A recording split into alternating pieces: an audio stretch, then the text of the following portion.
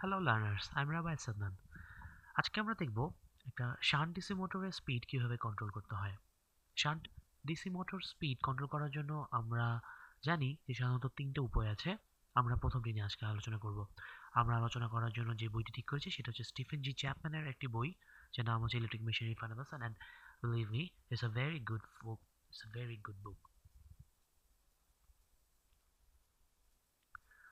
ওকে, আমরা জানি terminal characteristics equation of a shunt DC motor হচ্ছে omega equals to terminal voltage VT divided by K phi minus armature resistance R A divided by K phi whole square into tau induced.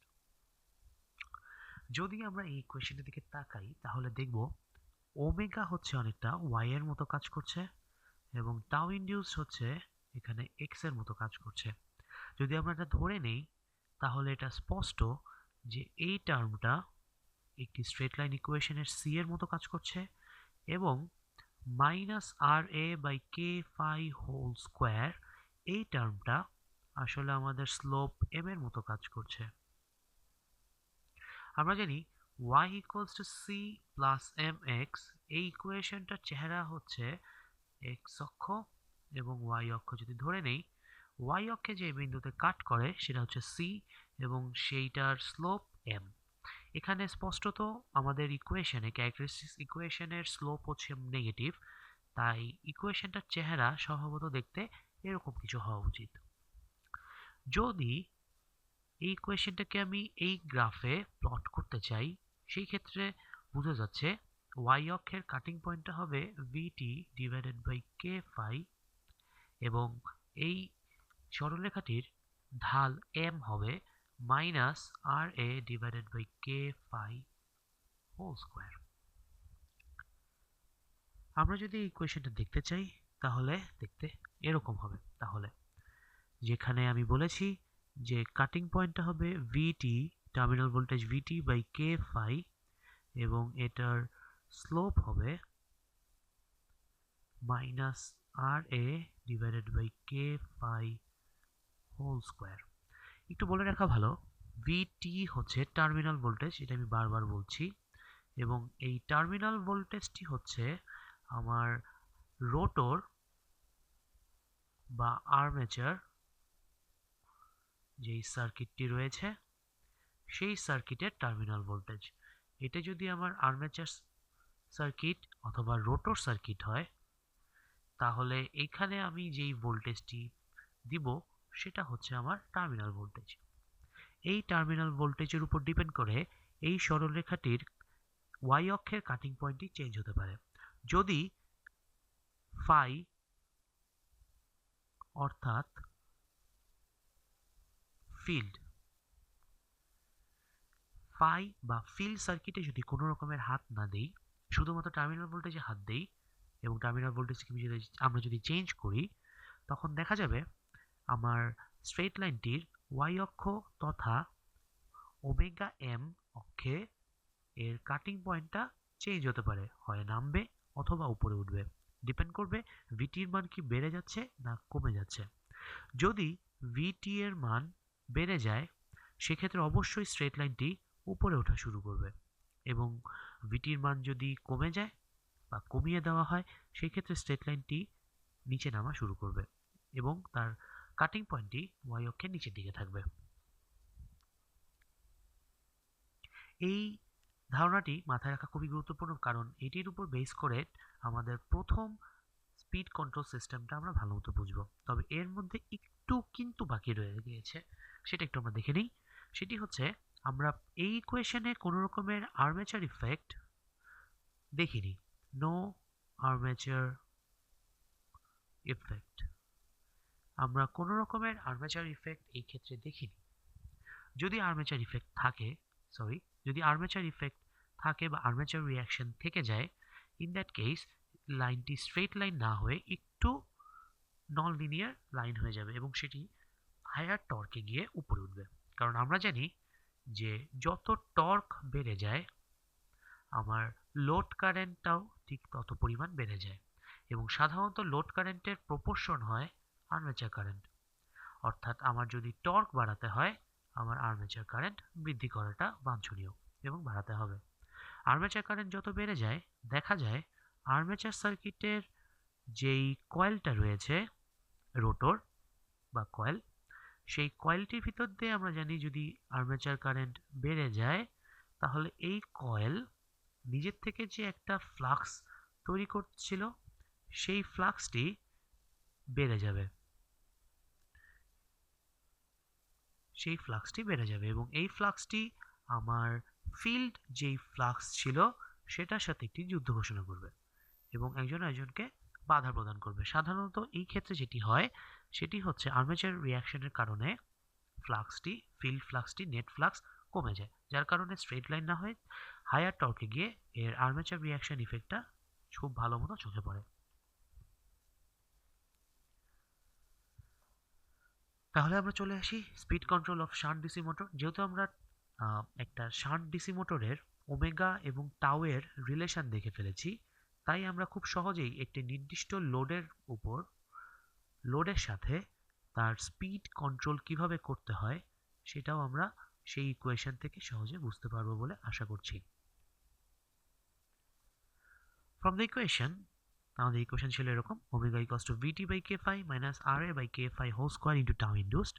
আমরা দেখতে পাই যে এই x অক্ষে যদি tau ইন্ডুস রাখি এবং Y অক্ষে যদি ওমেগা এম রাখি, অর্থাৎ ওমেগা এম এসেছে ওমেগা মেকানিক্যাল থেকে, সো ওমেগা বা ওমেগা এম যদি রাখি, সেই ক্ষেত্রে দেখা যাবে আমার straight line equation for terminal voltage VT1 ইকুয়েশনটা চেহারা দাঁড়াবে এরকম। অর্থাৎ আমি যেই রোটর বা আর্মেচার সার্কিটে, this one is rotor or armature circuit, এইটার অ্যাক্রসে আমি যেই ভোল্টেজটা দিচ্ছিলাম ভিটি বা টার্মিনাল ভোল্টেজ, সেই টার্মিনাল ভোল্টেজ প্রথমে আমি VT1 প্রয়োগ করছি। তার ফলে স্ট্রেট লাইনটা দেখতে এরকম হবে। যদি আমি টার্মিনাল ভোল্টেজটি বাড়িয়ে,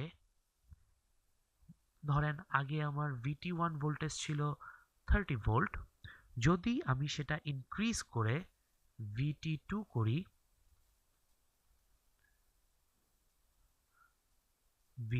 করি, এবং 30 ভোল্টের জায়গায় এটি 32 ভোল্টেজ করে ফেলি, তাহলে ইকুয়েশনটা আমাদের যেরকম হবে সেটা আমরা দেখতে পাই এরকম হবে, এবং এটাই স্বাভাবিক, কারণ ওয়াই এক্সিসের কাটিং পয়েন্ট ছিল ভিটি বাই কে ফাই। যেহেতু শুধুমাত্র রোটর বা আর্মেচার সার্কিটের সাথে টার্মিনাল ভোল্টেজটি রিলেটেড, তাই ফাই এ কোনো পরিবর্তন হবে না, শুধুমাত্র ভিটির পরিবর্তনের কারণে, অর্থাৎ ভিটি এর মান বেড়ে যাওয়ার কারণে ওয়াই এক্সিসের কাটিং পয়েন্টটা বেড়ে যাবে এবং স্লোপটি ঠিক আগের মতোই থাকবে। কারণ দুই ক্ষেত্রেই আপনারা যদি একটু ভালো করে খেয়াল করেন তাহলে দেখবেন R A by K phi whole square minus R A by K phi whole square, এখানে স্লোপে কোনো জায়গাতে টার্মিনাল ভোল্টেজের ইফেক্ট পড়েনি এবং ইফেক্ট পড়বে না, কারণ এটি একটি আর্মেচার সার্কিটের রেজিস্ট্যান্স যেটি ভোল্টেজের সাথে ডিপেন্ডেন্ট না ডেফিনেটলি, এবং আমি যেহেতু ফিল্ড সার্কিটে কোনো রকমের হাত দিইনি, তাই এখানে ফ্লাক্স ফাই এ কোনো পরিবর্তন আসবে না। আমাদের একটি কথা অবশ্যই মাথায় রাখতে হবে, আমরা এখানে আইডিয়াল কেস কল্পনা করছি। কিসের আইডিয়াল কেস, কার জন্য আইডিয়াল কেস সেটি একটু বুঝে নেই। আইডিয়াল কেসটি হচ্ছে এখানে আর্মেচার রিয়াকশন বলে কিছু থাকবে না, আমরা আর্মেচার রিয়াকশনটাকে নেগলেক্ট করছি। সো আমাদের এখানে যে সমস্যাটি রয়েছে সেটিকে আমরা আপাতত নেগলেক্ট করেই কাজ করছি, এবং আপনি খুব সহজে বুঝতে পারছেন যে টার্মিনাল ভোল্টেজ যদি বেড়ে যায়, আমার স্ট্রেট লাইনটি প্যারালালি উপরে উঠবে অথবা নিচে নামবে যদি আমার টার্মিনাল ভোল্টেজটা আমি কমিয়ে দেই, সেটা শুধুমাত্র ওয়াই অ্যাক্সিস কাটিং পয়েন্টটাকে চেঞ্জ করবে। এই পদ্ধতিতে খুব সহজেই বোঝা যায় যে আমার আগে যে লোডটা ছিল সেই লোড অবস্থায় যদি আমার ওমেগা এখানে থাকতো, এখন যেহেতু কার্ভটা শিফট হয়ে গিয়েছে, সমপরিমাণ লোডের কারণে আমার মোটরের স্পিডটা এখন ঠিক তত পরিমাণ বেড়ে যাবে এবং এটি প্রপোর্শনাল।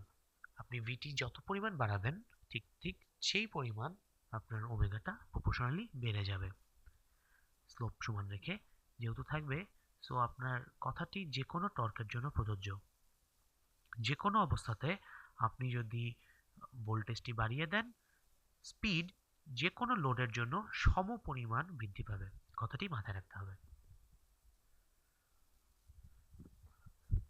শান্ট ডিসি মোটরের জন্য এখানে একটু সমস্যা রয়ে গিয়েছে। আমরা যদি একটু ফেরত যাই, শান্ট ডিসি মোটরের সার্কিটটা দেখতে এরকম ছিল। ব্যাক ইএমএফ ইএ, এখানে আর্মেচার সার্কিট, আর্মেচার রেজিস্ট্যান্স, এবং এটা হচ্ছে আমার আর্মেচার সার্কিট ছিল। এবং শান্ট থাকার কারণে এখানে একটি ফিল্ড প্যারালালি দেওয়া হয়েছিল এবং আলটিমেটলি টার্মিনালটাকে বাইরে নিয়ে আসা হয়েছিল। কিন্তু আমরা যখন টার্মিনাল ভোল্টেজ কন্ট্রোল করব, টার্মিনাল ভোল্টেজ কন্ট্রোল করে যখন স্পিড কন্ট্রোল করব, তখন মাথায় রাখতে হবে ফিল্ডে যেন কোনো রকমের সমস্যা না হয়। ফিল্ডের ভিতর দিয়ে আগে যে পরিমাণ কারেন্ট যাচ্ছিল, কারেন্টের মান যেন এখনও সেম থাকে। তাই আপনি যদি আগের মতো এখানেই ভিটি চেঞ্জ করতেন, তাহলে বুঝতে পারছেন আইএফ ইকুয়ালস টু যেহেতু ভিটি বাই আর এফ, ভিটি পরিবর্তন করলে ফিল্ড কারেন্ট চেঞ্জ হতো এবং সেটা ফ্লাক্সকেও চেঞ্জ করে ফেলতো, যেটা আমাদের জন্য এখানে বাঞ্ছনীয় নয়। তাই আমরা এখানে অবশ্যই একটি জিনিস মাথায় রাখবো, টার্মিনাল ভোল্টেজ বলতে আসলে এখানে সম্পূর্ণরূপে পুরো মোটরের টার্মিনাল ভোল্টেজ না, যেটা বলেছিলাম মনে রাখতে হবে আর্মেচার সার্কিটের টার্মিনাল ভোল্টেজটাকে চেঞ্জ করতে হবে। আর্মেচার সার্কিটের ভোল্টেজটাকে যদি আমরা চেঞ্জ করতে চাই, সেই ক্ষেত্রে আমাকে ফিল্ড সার্কিট এবং আর্মেচার সার্কিটের মাঝখানে কোনো রেগুলেটর বসাতে হবে।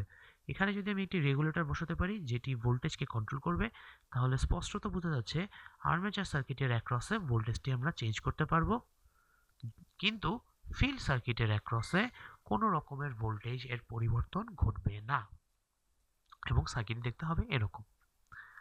এখানে একটি ভ্যারিয়েবল ভোল্টেজ কন্ট্রোলার রয়েছে যেটি আপনার টার্মিনাল ভোল্টেজ বা আর্মেচার ভোল্টেজকে কন্ট্রোল করবে। এই ক্ষেত্রে এখানে এটিকে টার্মিনাল ভোল্টেজ না বলে বলা হচ্ছে আর্মেচার ভোল্টেজ,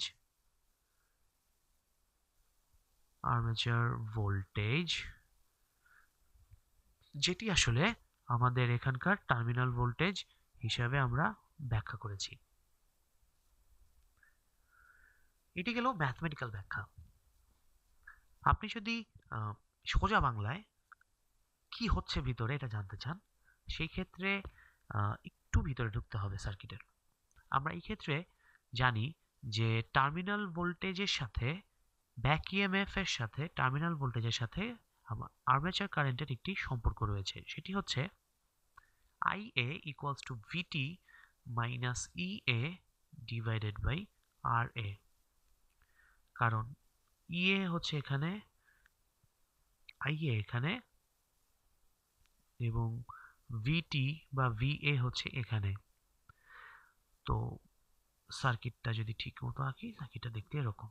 এখান দিয়ে যতটুকু কারেন্ট যাচ্ছে IA, তা কেভিএল অ্যাপ্লাই করলেই এই ইকুয়েশনটি সহজে চলে আসবে। আমার এটি লাগছে না, এটি মুছে ফেললাম। তো আপনি যদি দেখেন এখানে কারেন্ট IA, ভিটি এবং ইএ দুজনের উপরই ডিপেন্ডেন্ট। আমরা ধরে নিলাম ভিটি বাড়িয়ে দিয়েছি, সেই ক্ষেত্রে স্পষ্টতই মোটরের আর্মেচার কারেন্ট বেড়ে যাবে। যদি আর্মেচার কারেন্ট বেড়ে যায়, আচ্ছা তার আগে একটু বুঝে নিই আমরা আর্মেচার কারেন্ট ভিটি বেড়ে গেলে কেন বাড়বে। দেখেন, আপনার যদি এখানে একটি পানির ট্যাঙ্কি থাকে এবং এখানে যদি আরেকটি উঁচু পানির ট্যাঙ্কি থাকে এবং এদের মধ্যে দিয়ে যদি একটি পাইপ লাগিয়ে দেন, তাহলে দেখবেন এখানে যে পানির প্রবাহটা হবে সেটা অ্যানালগাসলি হচ্ছে আর্মেচার কারেন্টের সমান। এখানে এর হাইটটা হচ্ছে ব্যাক ইএমএফ এর সমান, এখানে এর হাইটটা হচ্ছে টার্মিনাল ভোল্টেজের সমান। যদি টার্মিনাল ভোল্টেজটা বাড়িয়ে দেন তথা টাওয়ারের হাইট বাড়িয়ে দেন, তাহলে এখানে পানির ফ্লোটা অবশ্যই বাড়বে। যদি টার্মিনাল ভোল্টেজটাকে কমিয়ে দেন, তাহলে এখানে পানির ফ্লোটা কমে যাবে। এটা আসলে একটা হাইটের সাথে ভোল্টেজের অ্যানালগাস একটা উদাহরণ। এভাবে না বুঝলেও কোনো সমস্যা নেই আসলে। যেটা আসল কথা হচ্ছে যদি আমরা VA-টাকে বাড়িয়ে দেই তাহলে এখানে IA-টা বেড়ে যাবে। যদি IA বেড়ে যায়, আমরা জানি tau induced is proportion to IA। এটা হচ্ছে tau induced equals to actually k phi IA, এই সমীকরণ থেকে এসেছে। অর্থাৎ আপনার VA বেড়ে যাওয়ার কারণে, আমি এখানে লিখছি VA বেড়ে যাওয়ার কারণে বা VT বেড়ে যাওয়ার কারণে, হোয়াট এভার ইউ সে, এখানে IA বেড়ে যাবে। IA বেড়ে গেলে টর্কটা বেড়ে যাবে, ইনডিউসড টর্ক বেড়ে যাবে। এখন চিন্তা করেন তো, একটি মোটর একটা লোডকে ঘোরাচ্ছে। এই লোড একটি নির্দিষ্ট পরিমাণ টর্ক প্রয়োগ করে। যদি আপনার মোটর যেই পরিমাণ টর্ক ইনডিউসড করে, টাউ ইনডিউসড, সেটা যদি লোডের টর্কের সমান হয়, তাহলে মোটরটার ঘূর্ণন বা রোটেশন একটি ইকুইলিব্রিয়াম স্টেটে থাকবে, অর্থাৎ সে সাম্যাবস্থায় থাকবে। তার স্পিড বাড়বেও না, তার স্পিড কমবেও না। কিন্তু কোনো কারণে যদি ইনডিউসড টর্ক লোড টর্কের চাইতে বেশি হয়ে যায়, তাহলে অবশ্যই মোটরটি বেশি জোরে ঘোরা শুরু করবে। উল্টাটা হবে যদি টর্ক ইনডিউসড লোড টর্কের চেয়ে কমে যায়, সেই ক্ষেত্রে লোড যেহেতু বেশি থাকবে, মোটর ওই পরিমাণ টর্ক দিতে পারবে না বলে মোটরের স্পিড স্লো হয়ে যাবে। তো আমরা একটু আগে দেখলাম VA বা VT ইনক্রিজ করার কারণে IA ইনক্রিজ করেছে। IA ইনক্রিজ করার ফলে টাউ ইনডিউসড ইনক্রিজ করেছে। কিন্তু আমাদের টর্ক লোডের কিন্তু আমরা কোনো পরিবর্তন করিনি বা হাত দিইনি। সো স্বভাবতই ইনডিউস টর্ক, মোটরের ইনডিউস টর্ক যখন লোড টর্কের চাইতে বেশি হয়ে গেছে, মোটরটা স্পিডে ঘোরা শুরু করবে, আরও জোরে ঘোরা শুরু করবে। এবং মোটরটা যখন জোরে ঘোরা শুরু করবে, তখন একটি মজার কাহিনী হবে। মজার বলতে আসলে অটোমেশনের একটা ছোট জিনিস আমরা এখানে দেখতে পাবো। সেটা হচ্ছে যখন টর্ক ইনডিউসড লোডের চেয়ে বেড়ে যায়, একটু আগে আমরা দেখলাম ওমেগা বেড়ে যাবে। ওমেগা বেড়ে গেলে আনফরচুনেটলি আর ফরচুনেটলি আমাদের এখানকার ব্যাক ইএমএফটা পরিবর্তন হবে। কারণ ব্যাক ইএমএফটা হচ্ছে কে ফাই ওমেগা। যদি ওমেগা ইনক্রিজ করে, অবশ্যই ইএ ইনক্রিজ করবে, অর্থাৎ ব্যাক ইএমএফ ইনক্রিজ করবে। যদি ব্যাক ইএমএফ ইনক্রিজ করে, একটু টাওয়ারের কথা একটু ভাবেন। আপনার এই টাওয়ারটার উচ্চতা বাড়িয়ে দিয়েছেন, যার কারণে এখানে কারেন্ট বেড়ে গিয়েছিল।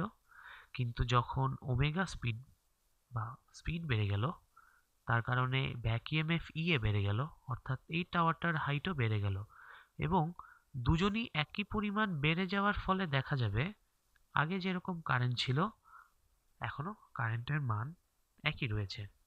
অর্থাৎ এই ক্ষেত্রে যেটা হবে সেটি হচ্ছে ইএ বা ব্যাক ইএমএফ বেড়ে যাওয়ার সাথে সাথে এখানে আইএ যেরকম বাড়ছিল, সেই বেড়ে যাওয়াটা এখন কমে যাবে। আইএ যদি কমে যায়, তার ফলে টাউ ইনডিউসড বেড়ে যাচ্ছিল, সে বাড়তে বাড়তে আবার আগের জায়গায় ফেরত আসার ট্রাই করবে, কমা শুরু করবে। এবং কমতে কমতে যখন সে আগের টর্ক লোডের সমানে চলে আসবে, এটি টর্ক ইনডিউসড ইনিশিয়াল স্টেটে এটি বাড়া শুরু করেছিল। বাড়তে বাড়তে একটা পর্যায়ে আবার ওমেগা বেড়ে যাওয়াতে আলটিমেটলি টর্ক ইনডিউসডও কমা শুরু করেছে। টর্ক কমতে কমতে যখন সে আবার আগের লোডের সমান হবে, সেই সময় আবার ইকুইলিব্রিয়াম চলে আসবে এবং ওমেগা আর পরিবর্তন হবে না, অর্থাৎ ডি ওমেগা ডিটি এই ক্ষেত্রে 0 হয়ে যাবে। তাই তখন আর কোনো রকমের স্পিড পরিবর্তন হবে না, সবাই আগের জায়গায় ফেরত আসবে। মাঝখান দিয়ে যদি আপনি খেয়াল করেন তাহলে ওমেগাটা বেড়ে যাবে। আমি যদি একটু ভালো মতো দেখি জিনিসটা আবার রিভিউ করি, তাহলে জিনিসটা হবে এরকম। আপনি যদি VA ইনক্রিজ করেন, তাহলে কারেন্ট বেড়ে যাবে। কারেন্ট বেড়ে গেলে টর্ক ইনডিউসড বেড়ে যাবে। টাউ ইনডিউসড যদি লোড টর্কের চেয়ে বেড়ে যায়, সেই ক্ষেত্রে ওমেগাটা ইনক্রিজ করবে। ওমেগা বেড়ে যাওয়ার সাথে সাথে ব্যাক ইএমএফ ইএ বেড়ে যাবে এবং সেই ইএ বেড়ে যাওয়াতে আমার আর্মেচার কারেন্ট আগে যেমন বাড়ছিল, সেই বাড়াটা এখন কমে যাবে। ইএ কমে যাওয়া, সরি একটু ভুল হয়েছে, এটা আসলে বেড়ে যাওয়া হবে, এটা বৃদ্ধি হবে। ইএ বেড়ে যাওয়ার ফলে আইএ বেড়ে যাবে। আইএ বেড়ে গেলে, দুঃখিত উল্টা বলছি, ইএ বা ব্যাক ইএমএফ বেড়ে গেলে কারেন্ট কমে যাবে, আর্মেচার কারেন্ট। আর্মেচার কারেন্ট কমে গেলে সেক্ষেত্রে টাউ ইন্ডিউসটা আবার কমা শুরু করবে। কমতে কমতে কমতে কমতে যখন সে লোডের সমান হবে তখন জিনিসটা আবার স্টেবল হবে, কিন্তু ততক্ষণে ওমেগাটা বেড়ে যাবে। এটা দেখতে অনেকটা এরকম। আপনি টাউ ইন্ডিউসড এই লেভেলে রেখে দিয়েছিলেন, টর্ক লোড এই লেভেলে ছিল। আর্মেচার কারেন্ট বেড়ে যাওয়ার কারণে টাউ ইন্ডিউসটা বাড়তে শুরু করে। টর্ক বাড়তে থাকলে স্পিডটাও বাড়তে থাকে। স্পিড বাড়তে থাকলে ব্যাক ইএমএফ বাড়তে থাকে। ব্যাক ইএমএফ বাড়ার ফলে আর্মেচার কারেন্ট কমতে থাকে।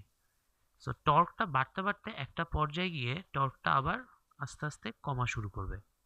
কিন্তু এখনো খেয়াল করে দেখেন, লোডের সাথে ইনডিউস টর্কের ডিফারেন্সটা পজিটিভ রয়েছে। সো স্পিড এখনো বাড়তে থাকবে, কিন্তু আগে যেরকম বাড়তেছিল, যেই স্পিডে বাড়তেছিল, এখনকার স্পিডটা অতটা থাকবে না। অর্থাৎ প্রথমে ডি ওমেগা ডিটি যত বড় ছিল, শেষের দিকে এসে ডি ওমেগা ডিটি অত বেশি থাকবে না।